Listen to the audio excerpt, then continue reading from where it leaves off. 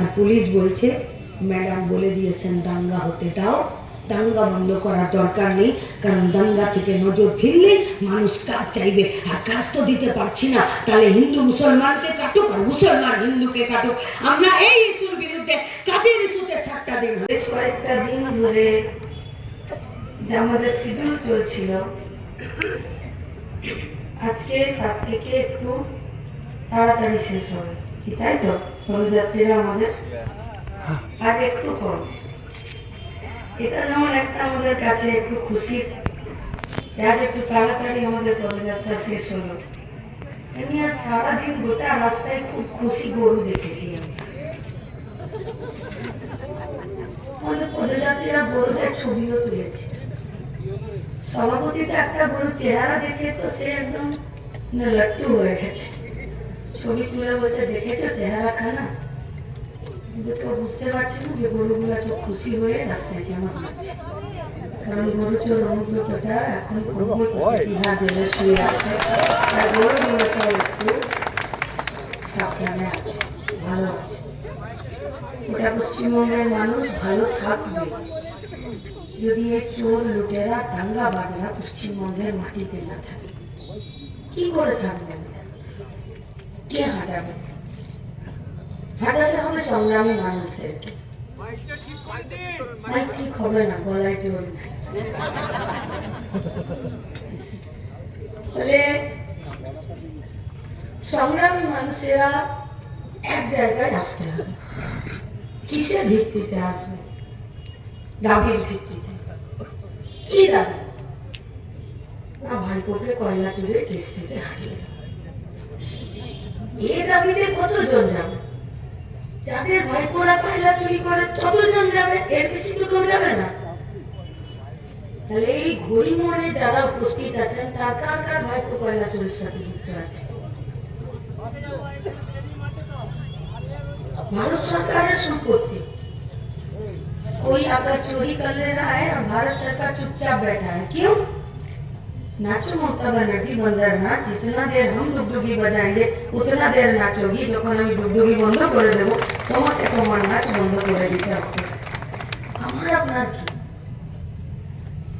Mining sector বন্ধ হয়ে যাচ্ছে, মাইনিং সেক্টরে আন্ডারগ্রাউন্ড মাইনিং এর পরিবর্তে ওপেন কাস্ট মাইনিং হবে। তাতে কি সমস্যা? গোটা পশ্চিমবঙ্গের পরিবেশ नष्ट हो जाए। आप लोगों को पता है या नहीं, हमको नहीं पता, लेकिन इस पश्चिम बंगाल में ममता बनर्जी का सरकार और 20 বছরের মাস্তুতো ভাই শুভেন্দু, মাস্তুতো ভাই তো চোরে চোরে মাস্তুতো ভাই তো 20 বছর একসাথে কাজ করেছে, তারপর এখন ডিভোর্স, পীড়িতের সম্পর্ক, ভাতের হাড়ি আলাদা। গোটা পশ্চিমবঙ্গের পাহাড় থেকে জঙ্গল পর্যন্ত গাছ কেটেছে, পাহাড় বিক্রি করেছে, জঙ্গলের ভেতরে রিসোর্ট বানিয়েছে, ডুংরি জঙ্গল পুড়িয়ে দিচ্ছে, কেটে সাফ করে দিচ্ছে, এমনকি দামোদর নদীর গতিপথ পর্যন্ত চেঞ্জ করে দিচ্ছে। एनवायरमेंटल ट्राइब्यूनल पश्चिम बंगाल का मुख्यमंत्री ममता बनर्जी से फाइन मांगा है। ममता बनर्जी बाबार कटा जमीदारी আছে, কোথা থেকে পয়সা দিবে? কোথা থেকে দিবে? আমার আর আপনার ট্যাক্সের পয়সা থেকে ফাইন দেবে।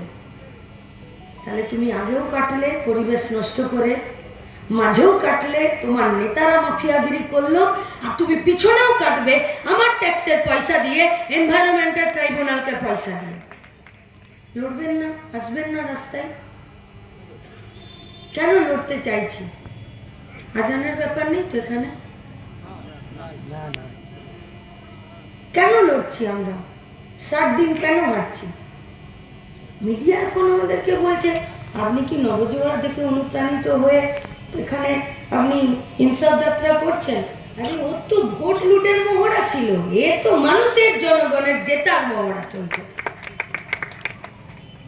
इन लोगों को पता नहीं है कि डीवाईएफआई मेडिकल कॉलेज बनाने के लिए भी पदयात्रा किए थे। বক্রেশ্বরে তাপবিদ্যুৎ তৈরি করার জন্য নিজের বুকের রক্ত দিয়েছে। विप्रो, ইনফোসিস, পাইপ সেক্টর, সল্ট লেক, হলদিয়া পেট্রোকেমিক্যালস এগুলো তৈরি করার জন্য এই পশ্চিমবঙ্গের যুবরা নিজেরা এক পথে এক রাস্তায় হেঁটেছে। কিন্তু কি করবেন, मीडिया जाने ना, क्योंकि मीडिया तो यही जानता है कि 2014 से बाद 14 साल के बाद भारतवर्ष को आज़ादी मिला है, तो तार आगे इतिहास भूले जाच्छे। कोई पूछा मीडिया से कि आप कहाँ हो, बोले हम कीचड़ में हैं। तो बोले कीचड़ में क्या कर रहे हैं, बोले यहीं पर तो है, तभी तो कमल खिलेगा, तबे ना बीजेपी आगे। একটা সরকার, সেই সরকারের নেতা, মন্ত্রী, আমলা, অফিসার সবাই চুরি করবে, সবাই। আর উনি বলবেন আমি চোর। হ্যাঁ আপনি চোর, আপনি চুরি করেছেন তাই আমার কাজ নেই, আপনি চুরি করেছেন তাই 100 দিনের কাজ অন্যায়ভাবে বিজেপি আটকে রেখেছে, আপনি চুরি করেছেন তাই গরিব মানুষের আবাস যোজনার ঘর নেই, আপনি চুরি করেছেন তাই সারের কালোবাজারি, আপনি চুরি করেছেন তাই শস্য বীমা নেই, আপনি চুরি করেছেন তাই কিষাণ মন্ডিতে ধানের দাম নেই, আলুর দাম নেই, আপনি চুরি করেছেন তাই পশ্চিমবঙ্গের চাষিরা প্রতিদিন আত্মহত্যা করছে, আপনি চোর।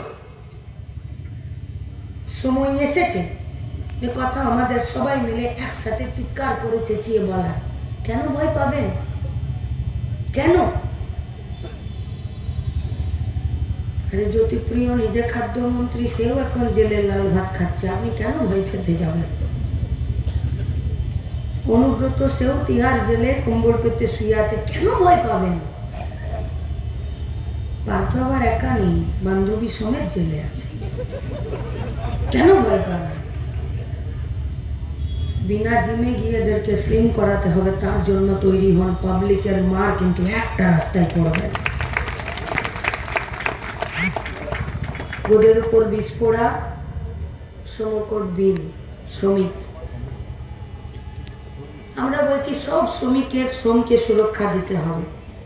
देश की सरकार बोल रही है कि সবার শ্রমের দাম তো ছেড়েই দাও, রাষ্ট্রায়ত্ত ক্ষেত্রে যে সমস্ত শ্রমিকরা কাজ করে, मतलब केंद्र सरकार के यूनिट में, उसका श्रम का भी दाम या सुरक्षा हम नहीं देंगे। सारा दिने 3 शिफ्टे কাজ হতো,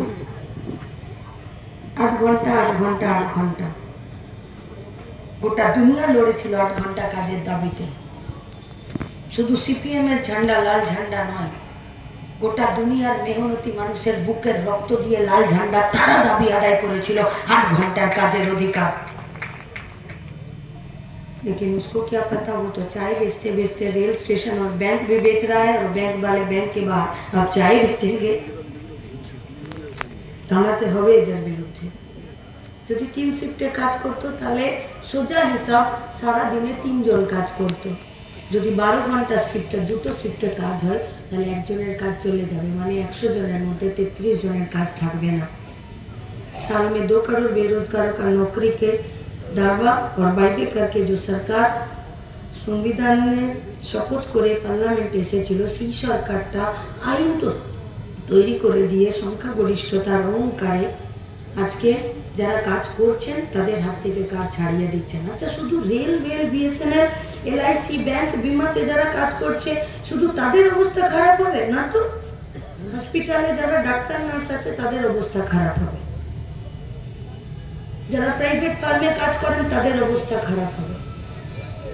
সুপ্রিম কোর্ট বলছে যে কম বেতনে কন্ট্রাকচুয়াল নিয়োগ করা যাবে না, বেকার খাটানো যাবে না, it is a criminal offence. कम पैसे अपनी काज कराचे, ये बेकार खटाना। सुप्रीम कोर्ट बोलता है कि किसी आदमी को अपना परिवार समेत जिंदा रहने के लिए 18,000 रुपए चाहिए। ये चुचुड़ा गोड़ी मोड़े सब থেকে বড় দোকানের একজন স্টাফের বেতন জিজ্ঞেস করে আসুন, 18,000 টাকা মালিক দেয় না। গোটা হুগলি জুড়ে জুট মিলগুলো বন্ধ হচ্ছে। জুট মিলের শ্রমিক যদি কমে যায়, জুট মিলের বেতন যদি কমে যায়, জুট মিলের গেটে যদি তালা লেগে যায়, তাহলে চুচুড়ার ঘড়ি মোড়ের দোকানের জন্য কিন্তু খুব তাড়াতাড়ি বন্ধ হয়ে যাবে। আপনি যদি ভাবেন যে পাড়ায় আগুন লেগেছে, আমি দরজা জানলা বন্ধ করে নিজের বাড়িতে এসি চালিয়ে থাকি, তাহলে আপনি মূর্খের স্বর্গে বাস করেন। আমরা গায়ে গঞ্জে থাকি, ভেড়ার পাল দেখেছি, মাঝখানে একটা ভেড়া চুপ করে দাঁড়িয়ে থাকতো। ঠাকুমাকে বলতাম, কেন দাঁড়িয়ে আছে? বলছে, এই জন্যই একে ভেড়া বলে, বুঝলি? ও মাঝখানে দাঁড়িয়ে গেছে, চোখ বন্ধ করে, ভাবছে গোটা দুনিয়া ওকে দেখতে পাচ্ছে না।